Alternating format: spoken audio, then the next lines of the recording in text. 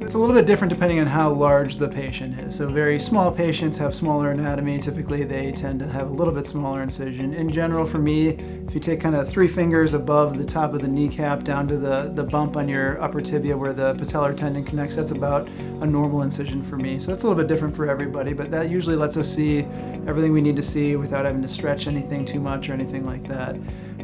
In terms of the size of the implants, the whole goal of doing a joint reconstruction or a joint replacement is to make the joint the same as what it was before there was ever disease there. So we're trying to take the bare minimum amount of bone and get rid of the arthritic cartilage and reconstruct that so that the bones are the same length and the same width and everything as they were before the arthritis process ever started. And so that's kind of our thought process. We're trying to put in as small or as large of implants as are needed to reconstruct and recreate that person's normal anatomy.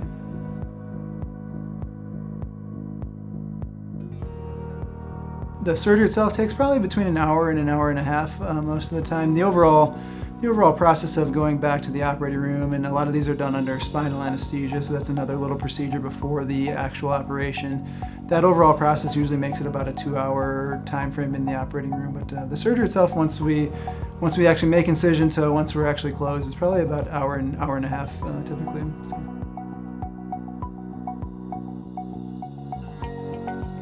Not always, no. So I think on average the majority of our patients stay 1 night in the hospital.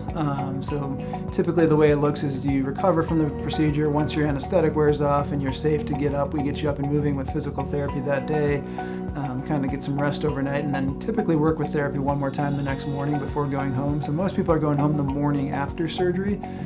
Some folks who are younger and healthier and more active and don't have as much kind of stuff going on from a medical standpoint do go home the same day, and I think a lot of where joint replacements are going is going to be more and more of that. And then every once in a while there's a patient who is maybe a little bit more sick in terms of some of the other conditions they have, or lives alone, or is very elderly and probably isn't safe to go home. Every once in a while those patients will stay a couple extra days or go to a rehab facility for a couple weeks afterwards. But we kind of have a good sense of where someone's going to go and how long they're going to take just by talking with them and figuring out their home situation and the help they have available and stuff like that.